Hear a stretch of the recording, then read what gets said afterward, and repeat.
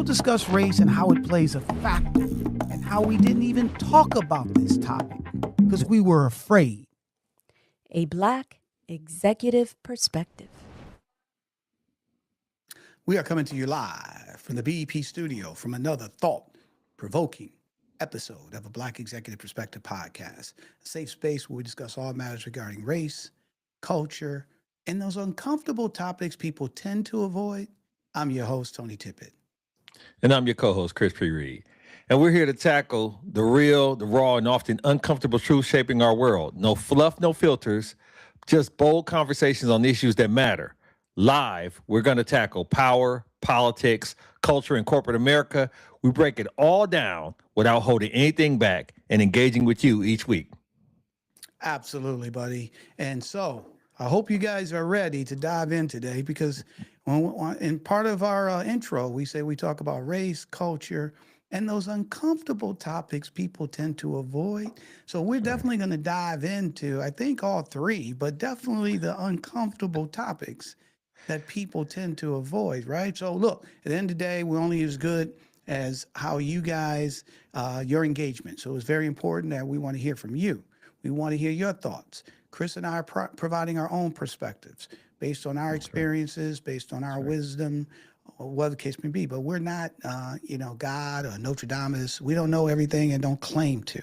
Providing our perspective. So we want to hear your perspective. You think something or you disagree in something, throw it at us. Let's have a conversation. This is how we all learn. Our goal is to share things and hopefully to educate people. But at the end of the day, we're open to learning from other people as well and hearing different perspectives. So please don't be afraid to chat, use the chat function, dive in, send this to us, and we'll bring up your chat live on the show. And then we'll have a dialogue. Absolutely. That's what we want. All right. So you ready though, buddy? Man, I'm chomping at the bit. I'm excited about this one today, Tony. All right, that's good. I'm excited too. So one of the things, that we wanted to dive into is, Black conservatives. Okay. There was a big thing about a number of Black conservatives or Black people voting for Trump. Okay. And I think it's the highest percentage a Republican has gotten in a long time. And let's be fair. Let's just put that in context. It wasn't like 40%. It was a very small percentage, but a higher percent in terms of Black people voting for a Republican, because typically they get 3-4%. And I think in this one, maybe he got 7, 8, 10%, something to that effect, right? So still nothing, to sneeze home about. But all that being said, his message platform resonated with people. And so what we wanted to do, with the help of Mother Jones, we wanted to dive into, who are these people? Why are they, enamored with, and I don't think the Republican part, I think Trump for the most thing, right? But we're going to dive into that, right?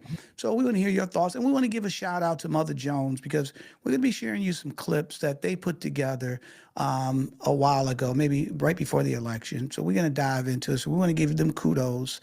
And then also we want to ask you if, for you to watch this in its entirety, because I took some clips out just for this conversation, but definitely go to Mother Jones, look this up. It was, I sat with Black Republicans and watch the entire episode yourself. So it will definitely be enlightening and give you some more knowledge. Thoughts, my brother, before we dive in? No, I'm just looking forward to it because I think there's a lot of distinction and misinformation as it relates to the political parties themselves. And I think that we have a good opportunity here to not only learn, but to teach as we go along. So we should run these clips and get it going. All right, buddy. So let's do it, y'all. You guys follow along, and then we'll be right back. Check this out.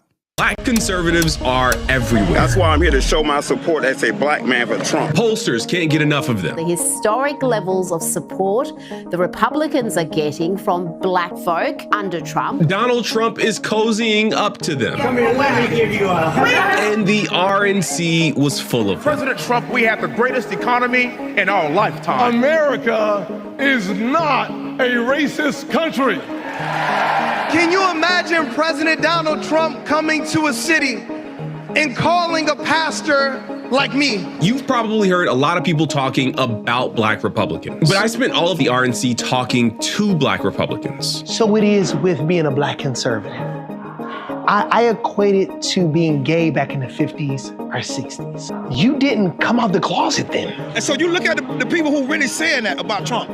It's not no uppity Negroes. It's Negroes out the real hood. And that's one reason why I'm pro-Trump and I'm a conservative, is because I truly believe in the individualistic approach to the problems that we see within the Black community or in America as a whole. Black Republicans specifically are some of the most disliked and unpopular political figures within the Black community for a reason. I'm pissed. Of the 4 Black Republicans in the U.S. House of Representatives, none, 0 represent majority Black districts. I am royally pissed. In fact, they all represent majority white districts, something they seem to be very proud of. South Carolina is majority white, correct? Yeah, it's Scotia. My district is majority white district. Your Utah is majority white district, correct? Michigan, you're Florida. Is your district majority white district? Well, how do we get here? Like, a lot of white people had to vote for it. There is an obvious disconnect, and that's what I want to explore today. I wanted to know what draws a Black person to identify with this Republican Party. Trump has been for Black people, regardless of what the media say, for a long time. The Bible say we perish through a lack of knowledge, right? So until you teach the people, that's the only way they're gonna learn. So it's our job, me especially as a Black conservative, to get out there, get on the ground, and teach these people all about the Black conservative movement. And when you look at the movement now, especially right now, we speaking, baby. I learned a lot about Black Republicans in these conversations. Their motivations, their stories, their goals. These are real people with genuinely held beliefs. Beliefs that I largely disagree with, and I told them as much. So in this video, I want to share these people with you. But I'll also share some of my reflections on the experience of listening to, fact-checking, and disagreeing with Black Republicans. I learned a lot about Black Republicans, and I think you will too. So with that, let's dig. Buddy, let's dig in, right? Let's dig in. So just thoughts, just based on the, and everyone, just, you know, some of the clips are going to be a little long because we can't play them out of context for you to get. So we have to play it in its entirety. So you'll definitely get the understanding. But go ahead, my brother. Number one, you can't fact check feelings, and these feelings that these people have. Let's just lay the baseline, right? So if you talk about Republicans, is synonymous with conservative. And there are liberal Republicans. There are conservative Democrats. Like it's not as simple as that. Conservatism is a culture, social, or political philosophy or ideology that seeks to promote and preserve traditional institutions, customs, and values. We can't progress if we're holding on to traditional institutions, customs, and values. We have to be able to evolve. So there's a level of, I'm cool with wanting things to be like you've always known them, but you got to give up a little bit of that. And the concept of these brothers that's serving these white constituents, I remember it was a joke where they would say, white people try to be cool with Black people, be like, I love color. I got a color TV, like, you know what I'm saying? And so to be that part, and I'm not calling these dudes token individuals, and who they like is who they like, and where they go is where they go.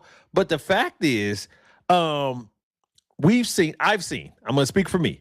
I've seen many instances where I'll tell you, I was at a major company, won't say the name of the company. It had a lot of instances or issues with diversity. This is back in the day before it became hot button topics and all that kind of stuff. One of the things that happened at that company was they made the head of HR a brother. All of a sudden, one brother. It's just like America's not a racist country. We get a Black president, and all of a sudden, racism is absolved. So the concept of saying, hey, just because this person represents the majority white district, that the district itself can't be bad, or that these people can't say that they don't like us because come on, man. So that's what you got to watch out for, that, the banana in the tailpipe. I mean, look, let's be fair though, right? Yeah.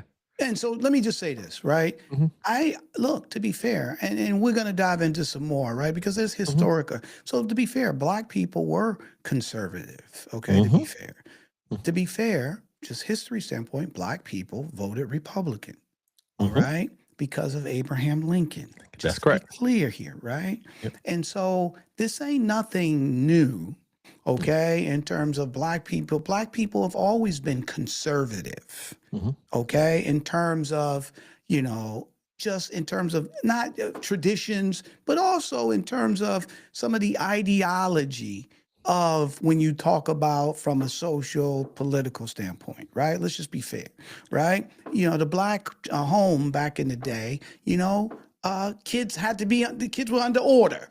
Yep. All right. They wasn't Yep. running wild, Yep. right? Yep. You respected people. You presented yourself a certain way. You know, your parents were on you, and it was about individual responsibility. There was no excuses and all. So that's nothing, to be fair, right? Yeah. Where the challenge comes in, and which we're going to dive into, is that when race became the issue, okay, that's what is the part that made black people, and let's be fair, you just got finished saying it too. You don't have to be part of a political system to be conservative or progressive. That's okay, correct. there's Democrats that are conservative. They just fall under the Democratic flag. You have moderates. You have moderate Republicans that are not strong, far right wing, right? You have liberal Republicans that are more progressive, but they fall under, they decided that they wanted to be under the Republican platform. So you can't sit here and try to put everything under one, right? And we're going to dive into, I don't want to jump too far ahead, but at the end of the day, this ain't nothing new. All right, just to be honest, I'll be honest, I'm a Republican. I'm a registered Republican since 1990. Okay, to be fair, my pastor, who passed away not too long ago, was a Republican. His daughter. So this ain't just to be fair here. This ain't something new. What's new is that they voted for Trump, all right, and that they're falling under this. And we'll get into it, but they're aligning themselves with a party, right? Which we're going to show you. We're going to give you this, right? That is a lot of people. I don't say a lot. Let me just be fair. There's certain elements in the party that are racist. Yep. That do race bait, that are creating policies, and they don't even hide behind. They're right out there, and you'll see they're right in front. So that's the issue. Okay? So you can't separate. You can't say I get it. I respect if that's what you want, but you then can't do what you were saying earlier or what we saw in the clip. You know, well, white people voted for us, so we must be good. And so, buddy, you can't do that, because what you're basically, you want to whitewash one thing, right? And then act like people don't act like it's not real, right? And then basically say, oh, but this is this. It's not, you know, it's what's that old saying? It's nothing is in, it's not in a vacuum. Okay, there's multiple layers here. Okay, and that's the issue. Final thought. Give me your quick thought before we play the next clip. The issue that you run into, and I'm sure we'll be showing more examples of this, is that the black Republicans that are at the forefront or that they pull the camera on. Think about it like this, fam. Real simple. We always hear the stereotype of if some news go down in the hood, they find the person with the rollers, with the, you know, the robe on, with the bonnet, and they asking them to represent the hood as far as what happened around here.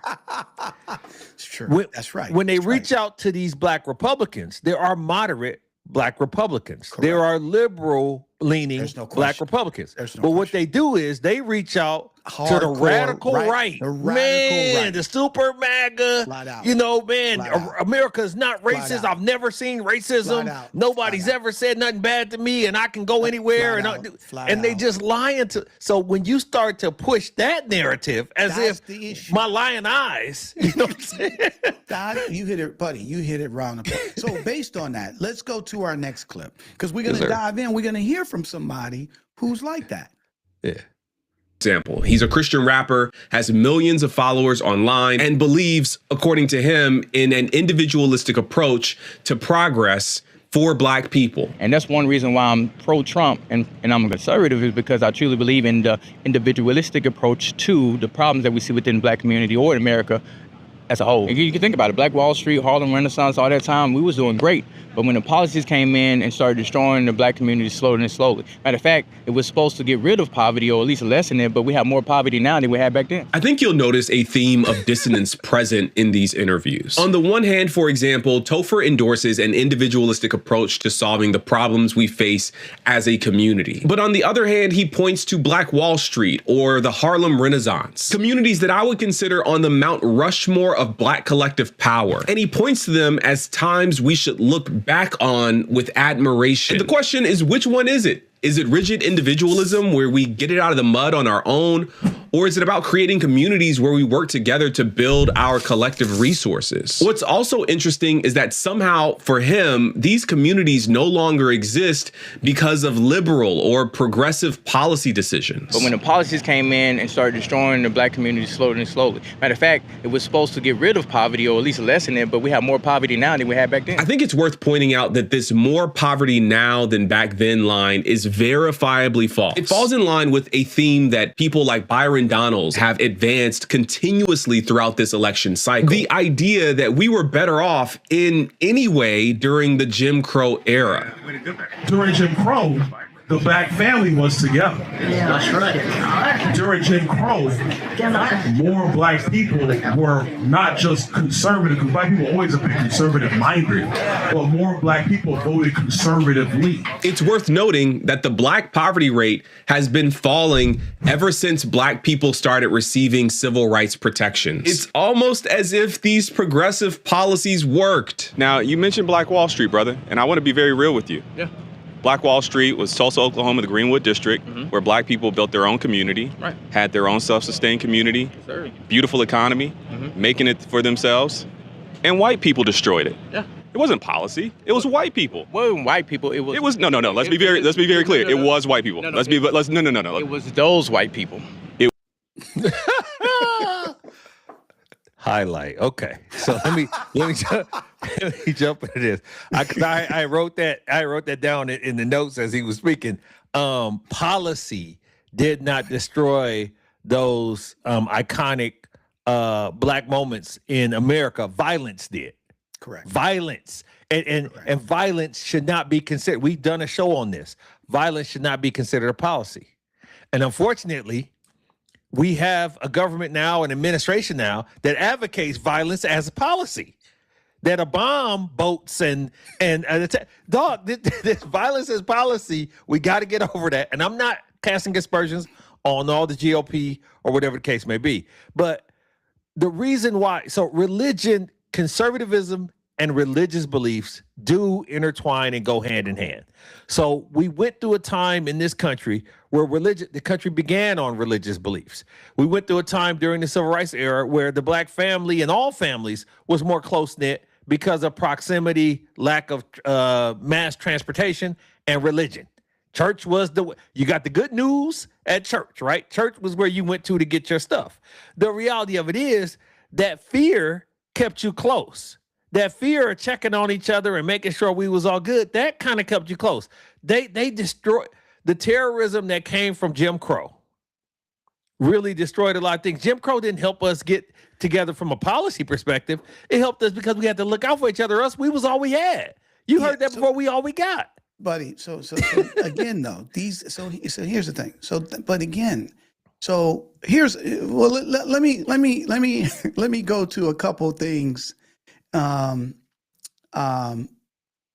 go to a couple of things that I can, and it's maybe one that I can agree with. Okay, maybe one, right? Yeah. Number one, he was like, well, I believe in individualism and this and that. You can build. So, and look, I'm all for people need to be held accountable for their actions. Okay, let's be fair, right? So that right there is automatic, right? But to try to parlay that into that we were our success is based on just individualism, right? Okay, right. When There was just a couple examples when we had when we built our own shit.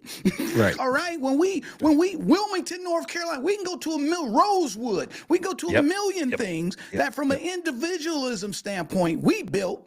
We were making our own money. We were doing this. And then what happened?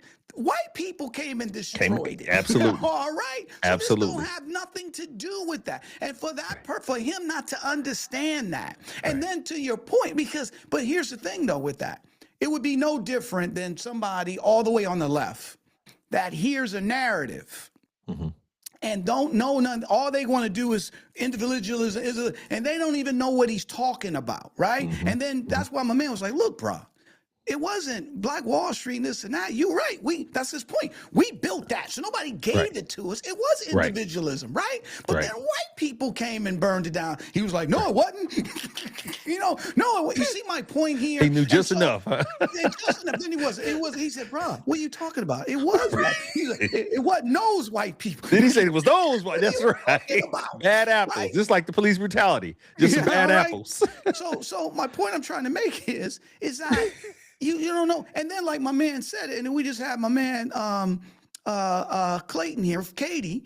And my man said it in the clip, right? That the employment, he's wrong about the unemployment stuff, right? Because the bottom line is poverty has been going down since the civil rights era, since this legislation has been enacted. Okay, so at the end of the day, you don't know what you're talking about. Right. But you want to take something that somebody, and who's been saying this to you? Okay. Who's been saying this to you? Right. So at the end of the day, see what happens, man, is this. And it reminds me of the flick, my flick with Cry Freedom with Denzel about Steve Biko, right? And then they were in this village, and Kevin Kline, who was his Donald Woods, and he was taking them around this village. And then, Kevin Kline, first time being in a black South African village, right? So he eating it all up. And then he starts saying about, oh, well, wait a minute. You guys had tribal wars, right? So in other words, you guys are, you guys are violent. That's right. That's right. And then one of the guys said, well, what about World War I and World War II? Right. Okay, so in other words, we didn't start that. You did, right? And then my man, his eyes like, oh shit, you're right. And then, but this is the point I'm trying to make. When Denzel said, he said, this is the problem. He says, is at the end of the day, if it's not created, if it's not done by white people, and I'm paraphrasing, it must be wrong. But he said, your genius is you convinced us of that too. All right. And that's the issue. So a lot of times, some of these brothers, they're listening like, oh yeah, that's our problem because these people are telling us this is our problem. All right. But they're the same. It's like Chris Rock when he said, hey man, your neighbor you got robbed, and the neighbor comes and says, hey man, I heard you got robbed. Well, you're the one that robbed me. Right. You see what I'm saying? Talking about you heard I got robbed. You robbed me, right? Well, let me hear your thoughts, bro. I think that one of the things that we fall prey to is, as you stated, creating a narrative that I have to be this in order to be successful. I have to be this in order to be accepted. Go ahead. No, go ahead. I was just going to say, it's also but the point is, if the white person, see, in other words, I got to follow their narrative. So if we're not being successful, it's based on what they're saying that we're not doing. That's correct. That's the issue, right? So that's what he's repeating. He's repeating that, right? And so that's the issue. Go ahead. Even worse than that, though, it's any white person. It's a broke down somebody you don't even respect, but as long as they white and they say you need to be doing this, you fall for it. You can't fall for everything. Hold on. Wait a minute. When you come to individualism, when it comes to white people, let's be fair here too, right? It wasn't just that they did everything on their own. There was policies written and elected that helped them be able to keep this and do that and this and that. So you can't have it one way versus the other. They use policies and laws, right, to enrich themselves, to keep people out, to make sure, what was that in Wilmington, North Carolina? They came up with the White Declaration of Independence. Absolutely. just to be fair here, we're not making this up. Look it up yourself. Go online and look up the White Declaration of Independence in 1898 in Wilmington, North Carolina, after they overthrew the government. All right, a multiracial government. The first kind in 1898, 33 years after the Civil War, okay, where black people and white people in power, they working together. What did they do? They came up with a coup. Americans came up with a coup, burned down the city, all right? Ran off, either killed or ran off politics. Absolutely. Okay, and then came up with allies. And allies, and then came up with a white declaration. And then the Declaration of Independence says, no longer will black people work. We'll give a white person a job before we give a black person. A black person will never vote again, blah, blah, blah, blah, blah. And you look at the history, it wasn't until 1990 something until another black person was elected in Congress in North Carolina. That came from all the way. So when you talk about individualism, you don't know what you're talking about. Because black people for the longest have always been open to building their own stuff. Always. But every time we do it and we get to a certain level and we start rising, they start coming, they change the goalposts, and they start coming with ways to stop us. Because they have tricked us to believe that conservative means when I was last comfortable.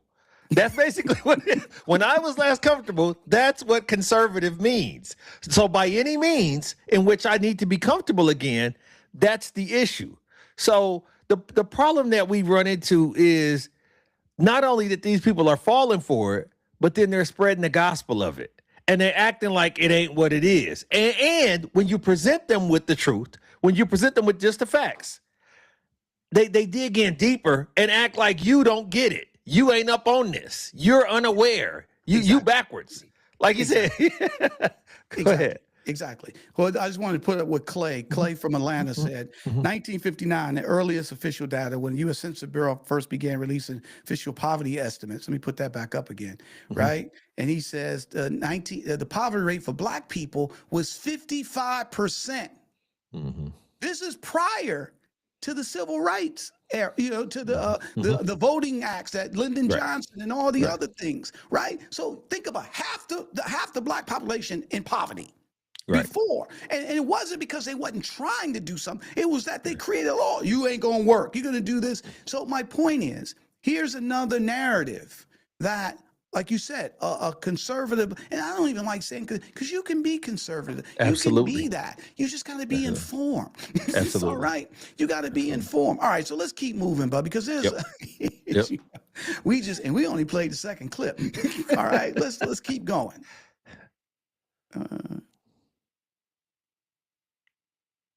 White people in that community. Absolutely. Exactly. And let me just say this, Elaine, Arkansas, Rosewood in Florida, Atlanta, Georgia, the Sweet Auburn district, North Nashville and Nashville, Tennessee. Each one of these communities were booming black economies where white people, not in the same place, but it was the same group of people every time, destroyed those communities. So you can't say it's policy when when black people do what they need to do and build for themselves and white people destroy it. So why is it that you would frame it as a policy thing? I didn't frame it as a policy thing. We can rewind it. You said it was white people. You mentioned. I said it wasn't white people. It was those white people. I was trying to draw a distinction between the nature of progressive policy, like the Civil Rights Act, or Supreme Court decisions to overturn segregation, and white supremacist policy, like destroying black communities. But the subject kept changing. Lucky for you, I actually made a video about Tulsa, Oklahoma's Greenwood district. It was definitely white racism that destroyed Black Wall Street and other black communities through explicitly racist acts of state-sanctioned violence. This is why an accurate, full telling of history is so important. Black oppression and black progress have always had a collective quality to them. Black people have been, throughout American history, targeted as a group, from slavery to black codes to Jim Crow to mass incarceration to anti-inclusion efforts today. But we've also made progress by harnessing the power of collective action during Reconstruction and the Civil Rights Movement, and even today during the black-owned business boom. From LBJ, that's why he said we're having these Negroes voting Democrat for the next 200 years. But all those policies have not done what they promised. Would you agree? I would not agree. I don't know what policy put in place did exactly as promised, good, bad, or indifferent. That's not the way policies generally work on a large scale. But what I will say is this. We have to be, golly, this the delusion there. But we that's have just to one. be cognizant. That's just one. Yeah, I know. we have to be cognizant that there's a pattern of every time we follow the rules, abide by the laws of this nation, become and embrace our American citizenship, and get too big, fat, and happy, they come and take that down because of the resentment or the concept of, I don't want you to be on an equal playing field. I want supremacy, and I'm going to fight with everything I have to maintain a level of supremacy, written or unwritten. Now, we talked about the written supremacy in the white Declaration of Independence. That's written supremacy, but that's the sentiment based on history. When we look at these instances where every time we he mentioned city after city after place, and every time we started getting up by our bootstraps and figuring it out and embracing the American dream, just like immigrants and everybody, every time the American dream became in our grasp, they was like, oh, hell no, can't have that. And they are willing to do whatever it takes to make sure terrorism ensues. Flat out. But here's the thing. He should know that. Right? So, and that's what makes it's not being, I'm a conservative and this is what I believe. Okay, I can get that. But then to make excuses and try to come up with reasons why we are where we are today. Right. Basically what he said is our fault. Nobody did nothing. It's our fault. Right. And that's just not true. And you don't even know your own history. Okay. But you're out spouting stuff. And look, let's say, just be fair. He's a rapper. He's He's got millions of followers. All right. And so that's what my man's point was that, look, you got to know truth. Number one, you got to know history. And the facts need to be the facts. They need to come out so everybody know it. Now, I'm going to add on to, hold on, Clay just sent something. What did Clay say? Clay said here, he says, I'm impressed that he mentioned the Atlanta riot. This occurred in 1906, long before the Tulsa riot. Green word. Black Wall Street title was actually insult. So what he's saying, Atlanta was on a whole nother level, all right, in terms of finances and wealth and the whole nine. But it doesn't matter. It still got wiped out, all right? And it got wiped out to your point. And I'm going to add a piece to your point. It got wiped out to your, the reason it got wiped out, because there were poor white people saying, oh, they're better than me. I can't have that. All right? That's what that was, right? We can't have them being better than us. So that's what it comes down to all the time, right? They got something that actually I should have, right? Even though I ain't worked for it, but just because I'm white, and that's not everybody, but this is the mindset of certain people, okay? That, hey, I should have this, they shouldn't, okay? And so no matter what I'm gonna do, we're gonna go terrorize it, we're gonna tear it down, right? So that's the issue. Go ahead, I see you gnawing, so you got something you wanna talk about. Because that sentiment is spread and embraced by people who have been victimized. So first of all, it's a lot of victim shaming going on. But I'll tell you a story that's near and dear to my heart. I took over a facility in Mississippi, and soon after I took over, let's just say 2 or 3 months, I'm having a conversation with my leadership on the floor. It's 93% black. So just keep this in mind. It's 93% black, but it's in the South. And one of the things that they held fast as a belief is, I gotta, work by the sweat of my brow, come in here and kill them for the overtime and be disgruntled and upset and happy. And that's the only way that I'm showing that I'm working hard, that I deserve this job. Well, ultimately, I'm having a conversation with one of my managers, and we laughing and smiling, and a young lady comes up and says, why are y'all smiling at work? and it just caught me so off guard. I'm from the North. You know what I'm saying? It caught me off guard that her impression of how we should be as black people is at work. You have to be serious. You have to show them that you can't show them that you're settled or happy. You can't drive your good car in, or else they gonna come in. Like you have to be under this aspersion of in your level and your place. Because if you show anything outside of that, if you show any type of progress, somebody's coming to knock it out. And now it's from the black folks, bro. Like they have been programmed. But not only that, their program. My man was a rapper, right? But you remember back in the day with Run DMC and LL Cool J, they were making millions, but they would never show that. They would stay in the hood. That's right. They wouldn't move out and get a man. That's right. They would stay in the hood because they didn't want nobody to know, right? So look, I get that, but I shouldn't get that because, but if you condition that way. That's right. That's what I was getting at. That's exactly what they want. Condition, like we can't show them that because if they do, they'll start firing us. They'll be like, "You making too much money. You ain't giving you a raise." Well, all those things that go into play. Let's keep it moving, though. We got more that we got to dive into. Yes, sir. Trump's well-documented history of saying and doing racist things, I wanted to know how these black people could be drawn into Trump's political orbit. So I talked to Pastor Lorenzo Sewell. Yeah, so anyone that wants to come to church, they're able to come. So when President Trump called, I thought about it like you calling me and say, "Hey, Pastor, I want to invite a friend to church who has 34 felonies. Hey, Pastor, I want to invite a friend to church who is a womanizer. Hey, Pastor, I want to invite a friend to church who could be a racist." He's the lead pastor at a black church in Detroit that Trump visited earlier this year. And he was also a featured speaker at the RNC. So all my friends back in Detroit who are Democrats, I want to ask you just one simple question. You can't deny the power of God on this man's life. You can't deny that God protected him. Could it be that Jesus Christ preserved him for such a time as this? Could it be? Why should black people support the Republican ticket and Donald Trump specifically? That's a good question. What I would say to any black person is this, specifically about the Republican platform. I would say, look, do your research, right? I would say look back to 170 years ago in this state where a group of patriots stood up and they started that grand old party to stop the expansion of slavery.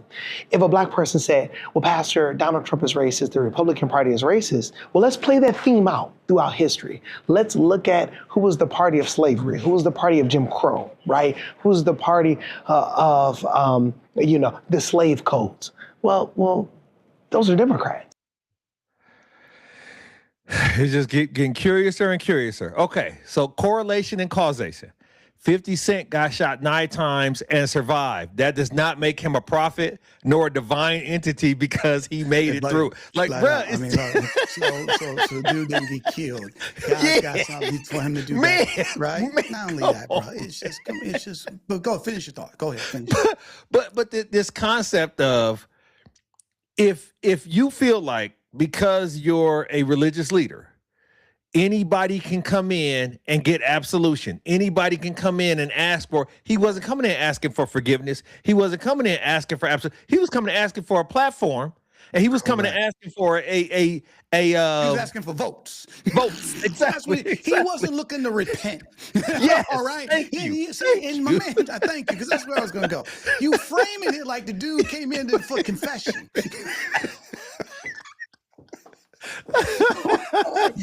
Coming here to say I sinned. You remember Clinton when he was with Monica Lewinsky? He was on TV. I sinned.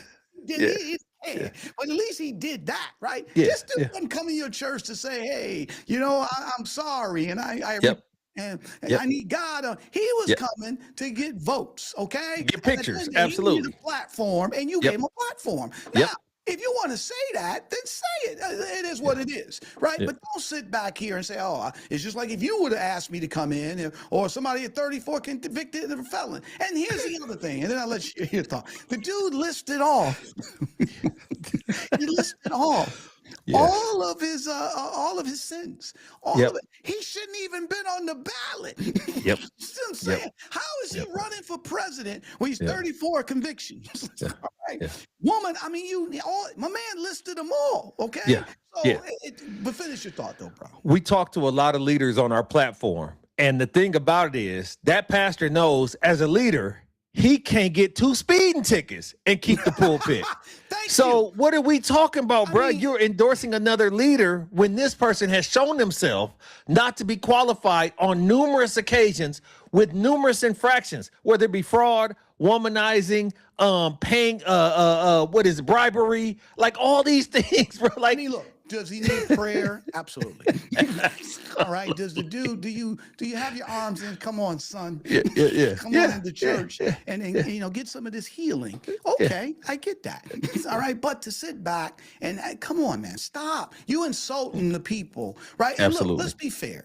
No, we all have issues, all right? Every human being has issues and sin, and we all do. So even people in the church that's sitting there saying, hey, man, they got their own issues. Some of them are thieves and robbers. And so that's just the people. So I get that part. I get it. Nobody is perfect. So I understand that. But don't sit back and try to frame it that this is how he came in. You invited him in as a regular sinner who was coming in and needed love, because that wasn't the case. Go ahead, finish your thought. So even a man on the cross next to Jesus was a thief, but he asked for forgiveness and didn't go back to doing it. It makes no sense. Buddy, like you've seen too much now, bro, to use that as your speaking point. When you said he came just like any other bad guy would have came, well, if a bad guy comes, and once again, people make mistakes and we're the land of second chances. Bad guy comes, he comes to your pulpit, he comes to your place, and you allow for him to speak or you allow for him a platform, and then he goes out and commits 2 more robberies. You're not bringing that up because it didn't work. The washing didn't work. I mean, you'll pray for him. You'll be like, look, bro, we're gonna pray for you because you ain't changed your ways. Exactly. All right. Exactly. But here's the thing, though, bro. I want to go back to what he was saying earlier, because this is a key point here. When he was like, well, how can you, black, and so he was like, well, look, 70 years ago, blah, blah, blah. He's right. Black people did vote Republican, but because Lincoln freed the slave. That's correct. Okay, so you got to, and then you had, and then after Lincoln, after he got assassinated, you had Johnson, who was a Southerner, who was a Southern sympathizer. But then you had General Grant, and Ulysses S. Republicans that was anti-racism. Okay, so this is you didn't say that. Okay, so that's why. Okay, that's why. Right. Second, he's right. This is where I agree. He's right. The Dixiecrats, okay, the Jim Crow and all those were by Democrats. You are 100% right. This is the difference, though. In 1964, when Barry Goldwater ran, okay, who was speaking from a racial standpoint, and this is where that conservatism, see, he wasn't using those terms before then, all right? And then he came, and then guess what? Those Dixiecrats, which they came up with the Southern strategy, those Dixiecrats became what? Republicans. All right, so then they switched. All right, and the same mindset, the same thing, the same themes went over to the Republican Party. That's the history, bro. So if you're going to use that, then you see, again, you frame things, right? And try to create to support you create a narrative to support your actions. But then it doesn't, and most people wouldn't know that, to be fair, because most people don't know history. But if you can't say that to people who know, because they're looking at you like, what are you talking about? Dude, just say it, man. You know what? This is who I like. This is who I believe in. Enough said. All right? But don't try to create narratives that's not true.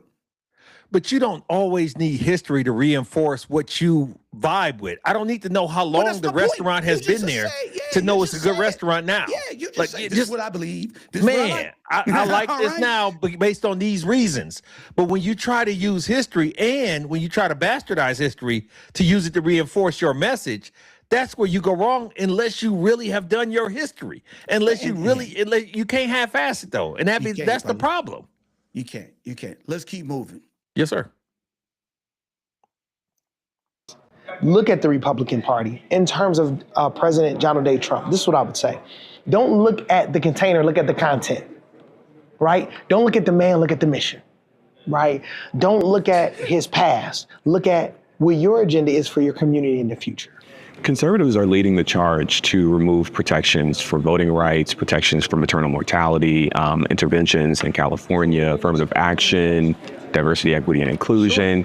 These are all issues that pertain directly to the people that I know that you serve in your community. why should they support the party behind the hindrance, the advancement of the very things that I know you stand for? Sure. Black people that I know, that I represent, that I've had these conversations with, they don't want to be put in a position because they're Black. There's not one Black person I know that will say to me, Lorenzo, I deserve this position because I'm Black. But I want to. But you know that that's not what DEI is. DEI is about fair hiring practices, opening up opportunity, like creating pathways, like. But you're smart. You're an intelligent man, and those that would say this, I believe they're very intelligent. It costs more money not to hire the person who's the best than to be racist. It actually costs more money. So if you're the best at what you do, right? And let's just say I'm a racist. So let's just say that, let's play that out, right? And let's just say, hey, there are 20 white guys that are not as competent as you, but I'm not gonna pick you because you're Black. It's gonna cost me more money. They don't even know that this qualified person exists. So first of all, he hijacked the answer in the fact that dude was talking about gerrymandering, or voting rights. He's talking about voting rights. He was talking about women's rights and things of that nature that are at the top of the list of things that they're trying to get rid of. And he took it right to the DEI. He took it right to it's a series of things that are being attacked that would affect his constituency or his flock, right? But unfortunately, he's only been programmed to bang this one drum. It's a lot of different angles. We talk about the chaos theory, right? We talk about them doing the muzzle fire, broad spectrum, hitting all these different points. We can only really focus on one thing at a time. And unfortunately, a lot of stuff is slipping through the cracks because that voting, that redistricting, that is a big situation because that's where representation comes from. We're being underrepresented based on a scheme or a plot that they put into play with the 2025 or whatever. I forgot what it's called now. What's the playbook that they came out with that Donald Trump said? Yeah, 2025. Right? Project 2025. Project 2025. Thank you. So and if you go back and look at chapter 4, go through the book, all of this stuff was written. What are we talking about? But more importantly, the young man said to him, these are things that are flying in the face of the people you say you care about and represent. How can you feel good about that? Here's the thing, Dubber. But see, here's the thing, bro. And again, so number one, I don't know what the dude's background is, but he couldn't have never worked in corporate America. Matter of fact, and he said it. He was a drug dealer. Okay. Okay. So for him, so number one, bro, for him to sit here and say, first thing, my man, and you said it. First thing he asked him, hey, buddy, they're getting rid of this. Oh, the Black people I know, they don't want a position just because they're Black. Who's doing? But so again, man. So see, again, he's repeating a narrative. Yes. That's not true. That's correct. Okay, so if he was, so number one, right off the bat, that tells you he don't know what he's talking. It's not he knows what he's talking about. He's just a puppet. Number two, right? To say, well, wait a minute, let's think this through. If a company, it costs more money to, not have the right person in the position. So if you're Black and you're the smartest, and there's 20 other white people that's not as smart as you, and if they gave it to somebody else, they'll end up losing money. And then, buddy, they'll give it to the other 20. Okay? He has what he's talking about. Yeah. Okay? And that's the point. Okay? Yeah. So these things are real. Yep. They're not figments of people's imaginations. Yep. They're not one-offs where this just happened to 1 out of 100 or 1 out of 1,000 or 1 out of 1,000,000. Okay, so you don't know what you're talking. He's taking stuff that people have created and framed, and instead of understanding or diving into it, he's just regurgitating. Well, they wouldn't want positions just because that's what you think DEI. See my point? You have no clue. You have nothing. You've never worked anywhere. So that showed me right there. And then number two, are you kidding me? We've seen it a million times where people get promoted. That was not on the same level as somebody, a person of color, a woman, whatever, and they continue to promote. Hey, what are you talking? He doesn't get it. Just doesn't get it. Go ahead, buddy. I think We'll keep moving. what happens is this: people feel like the way a corporation is structured, the CEO took the test and got the highest score. The next person had the second highest score. The third person had the third highest score, and so on and so forth. That's not how corporations are running out. Hold on. So Clay says, he said the black people that I know. That I know. All right. All four Who of them. Who is those All people? four of Those the real two. blacks. All right, the Right. two. Right. Who work at McDonald's. Right. He Who don't qualified. want to do one. Yeah. Just stop. Just Yeah. stop. But here's the thing, bro. Let's keep moving Yeah. because we're running Okay, out of cool. time, and I want to get All right. to the rest of this real quick. Right. Okay, cool. In his book, The Grift, Clay Cane details the history of how black conservatives have thrown black people under the bus to get ahead personally. From black Republicans like Isaiah Montgomery and Booker T. Washington to modern black Republicans like Clarence Thomas, Clay Cane makes the case that the modern black Republican is likely, if not assuredly, a grifter, a person who is doing that which is politically expedient rather than doing what is right, doing whatever they need to do to get that all expenses paid trip to fancy places. I couldn't help but wonder if some of the folks I was talking to fit that description. So I asked Pastor Lorenzo whether or not he was a grifter. In my reporting, I've spoken to Clay Cane, who wrote a book about grifters, how sometimes black Republicans will align themselves with political power for their own personal advantage. Sure. What do you say to a person who says, hey, like, you're a talented, gifted person, but we didn't necessarily know who you were, but now you're speaking on one of the biggest platforms in the world tonight? Quite frankly, I don't need another opportunity to speak. Has the Republican Party said, Lorenzo, we're going to write you a big check? No. If they did, it's just going to go right to the community anyway. Right? So number one, though, buddy, is that the dude. So look, let's don't focus on him. There is people, to be fair, that will throw everybody else under the bus, and that's in every group, right? That's every in group, every absolutely. Group. That's every. I remember when I saw Schindler's List, right? And you saw the guys that became Jewish police officers, right? And how they threw their people under the bus to save themselves, right? So that's so that's not that's everywhere, right? So you see 1,000 times. So that's nothing that I'm shocked at, because it's just, that's human nature. Go ahead, buddy. This Judas thing been going on since biblical times, fam. Like, I mean, let's keep it real. And unfortunately, we've been programmed to use the almighty dollar as the qualifier to, you know, everybody has a price. And you hear about this stuff in gangster. You big on gangster movies. Everybody has a price. Everybody has this. And then you say, well, look, what was I supposed to do? He gave me an offer I couldn't refuse. And it be dog. And so you tap into the psychology of people, and people are sellouts. Or as my friend says, I bought in. You know what I'm saying? I didn't sell out. I bought in, and that's fair, right? And look, I'm not gonna, you know, because I remember I read about Booker T. Washington, and that was the thing. They was like, he was a sellout. All right. And so I wasn't there, but that's what I read about him, right? But look, we've seen that 1,000 times. That's nothing new, right? And I don't know my man enough to see if he's a sellout or not. But all that being said, it's just, it does make you scratch your head. But here, let's end on this.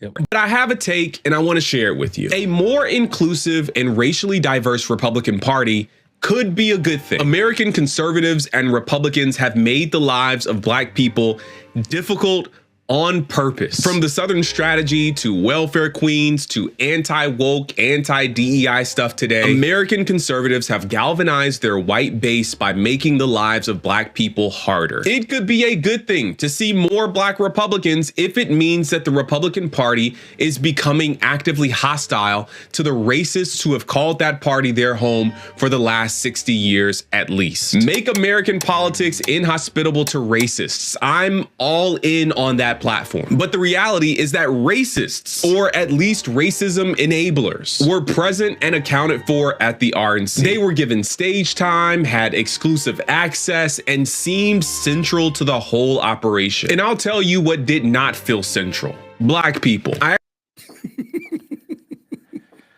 And the reason I had to cut it because we have enough time, but Danette Net, he stated that there was a a black conservative convention there, right? And they had their thing off to the side. And the word was through the grapevine that Trump was going to stop through, right? And so you can see the clip. And I wish everybody goes and watch it because it's on video, right? And then they saw the motorcade coming. They're like, ah, he's coming. Oh my God, right? Right past him. Yeah. You know, so they want you, they have a man come up and promote. They have this and that, but then you got all these but they keep you to the side and you still believe. So that's the issue, man. To be honest, if somebody wants to be, I get it. I totally get it. But the racist part, how can you be in bed or connected to a group that's saying it in your face?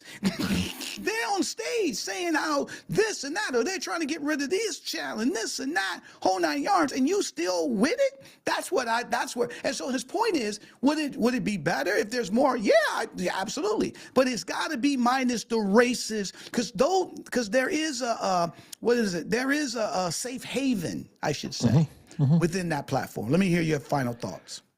My final thought is, especially with the pastor, he's given the wrong level of absolution. He's making it okay because they say, well, look, he's accepted us, so therefore we can't be that bad. He says he says he represents you. He says he's one of y'all. He done came up out the mud and he used to deal drugs and this and that, and we accepted him as you have a felon as your president. You'll accept anything. That's not impressive to me. So, you know, the fact that you got an adulterous, womanizer, all as a president, your standards aren't great. So the idea of, but what he doesn't realize is he's being used as the token. And I was trying to think of another word, but the concept is, because he's there, I can't feel that way about you. I have to be fair. I have to be, and he's not qualified to represent me. He didn't get the badge to say that, hey, it's all good because we cool with this cat. No, I'm looking at the results and the actions and the policies that have been in place and the things that you're saying and doing that are detrimental to us, the brown folks. They rounding up brown folks like crazy. You're trying to do this. Black and brown is under attack and has been. No matter who gets up there and speaks once. And buddy, they're not whining. They're not riling. They're not corralling people with light skin. They're not corralling. So this is that's why I don't understand, right? But hold on, Clay hit a couple of things here. I just want to put them up because he said the grifter thing hits home. He said 2 of my high school friends became Trump supporters. They were grifters in high school, and he said Judas is the best description ever, right? And then he put here, he said it may be working. 3 in 10 black Republicans are ages 18 to 29, right? And so here's the thing, though. Let's just be clear here. I'm speak. I think I can speak for both of us. None of us is saying that you can't be a Republican. Okay, nobody is saying. Even my man's his summary. He's not saying. What he's saying is the party is home to a lot of racists. Yes, and they're trying to eradicate programs or things that can help people of color, right? And then at the same time, they're saying, oh, they got to do it by themselves. But when it comes to their own districts and the people that look like them, they're writing policy all the time to help those people. Okay. Yes. And so at the end of the day, would it be better if we had more? Because, and you know, and there's also saying that, oh, the Democratic Party ain't doing nothing for black people too, and this and that. I'm not saying that they are. All right. What I'm saying is that when you have a platform or a party that's actively in your face racist, and they have people on their platform that they don't denounce, okay, that they put up. They're not in the back screaming, boo. They're on the stage talking junk and this and that. And then you're saying, I'm with them. I'm going to vote for them. I support them. That's the issue. At least from my standpoint. Let me hear your thoughts. My final standpoint is I'm not as afraid of them actively trying to eradicate things that can help black and brown people. I'm more afraid of them actively instituting things that can hurt. So the old stuff is that's I know what I'm dealing with. My fear is the new stuff that's actively, purposely detrimental to us, that is being signed off on, that's being passed, that's being put out there, and that we have no choice but to eat it. That's the fear, and that's what's being proliferated by these black MAGAs and others, is that they're acting like it's not happening, and I see it. I see it. And they see it, but they got a blind eye to it, right? Yeah. And so, listen, we're going to have to leave it there, my brother. Yeah. I told you it was going to be hot today. Uncomfortable, right? Those uncomfortable topics people tend to avoid. Absolutely. Right? But we had to dive into this, so I'm glad we did. And let's hear your thoughts. And Clay, really appreciate you, my brother, jumping in, sharing your thoughts with us. But yeah, if you watch this or send this to somebody, we would love to hear their thoughts. Again, we're giving you our perspective. I would love to hear other people's perspectives. Absolutely. And so not just live, put it in the comments. Thank you for tuning in. We'll go back and review this stuff. And if we need to have a part 2, we can have a part 2 based on good feedback. No, we're going to have part 2, bro. We got to dive in deeper. But go ahead. But we definitely want to remind you to check out other things on the platform. We love coming to you live every Tuesday, but we also want you to check our weekly Need to Know with Nsinga. Don't miss this week's episode where Dr. Nsinga Burton provides you her perspective and dives into timely and crucial topics that shape our community on a Black Executive Perspective podcast. Make sure you tune in. You don't want to miss that. And look, check out Pull Up, Speak Up, the Roundtable here on the Black Executive Perspective podcast. Bold perspectives, tough talk, everyone sharing their perspective like Chris and I did today. Don't forget to check them out on a Black Executive Perspective podcast, as well as don't forget to come back next week to check out BEP Live, 6 p.m. Eastern here on YouTube on a Black Executive Perspective podcast. And then we want to round it out and end it off with our call to action, which is LESS, L-E-S-S. Our goal is to eliminate all forms of discrimination. And to achieve this, we're asking everyone to embrace LESS. The L is for learn. Educate yourself on racial and cultural and historical nuances. Absolutely. And then after you learn, you have the letter E, which stands for empathy. Now, since you've educated yourself, now since you've learned, you should be more empathetic to what other people go through, because now you can put yourself in their shoes. And the first S is for share. That's what we're here to do with you. We want you sharing with us. Share your insights, enlighten others. Don't hide it, divide it. And then the final S stands for stop. We want everyone to stop discrimination as it walks in your path. So it's simple as if Aunt Jenny or Uncle Joe says something that's inappropriate at the Sunday dinner table, instead of sitting back there with shock, with your mouth open shock, or you giggling, you say, Aunt Jenny, Uncle Joe, we don't believe that, we don't say that, and you stop it right there. So if everyone can incorporate LESS, L-E-S-S, we'll build a more fair, more understanding world. And guess what? We all will see the change that we want to see, because less will become more. Hit the like, hit the subscribe. We got a ton of subscribers now, chopping at the bit, loving this. Make sure you turn on the notifications so you can tune in to the next episode that comes on the platform. Go to the website, sign up for the newsletter, the monthly perspective. It's everything that you need right now. And make sure that you review us. Tell us what you want to hear us talk about. And where can they find us, Tony? Buddy, they can find the Black Executive Perspective podcast right here on YouTube or Apple, Spotify, or wherever you get your podcasts. And also, you can follow us on our social channels of LinkedIn, X, YouTube, TikTok, Facebook, and Instagram at a Black Exec. For my fabulous co-host, the co-host with the most, my boy down in Dallas, Chris P. Reed. I'm Tony Tidbit. We talked about it. We learned about it. We got mad about it today, right? But guess what? We're going to keep striving and thriving about it. We love you. And guess what? We're out. A Black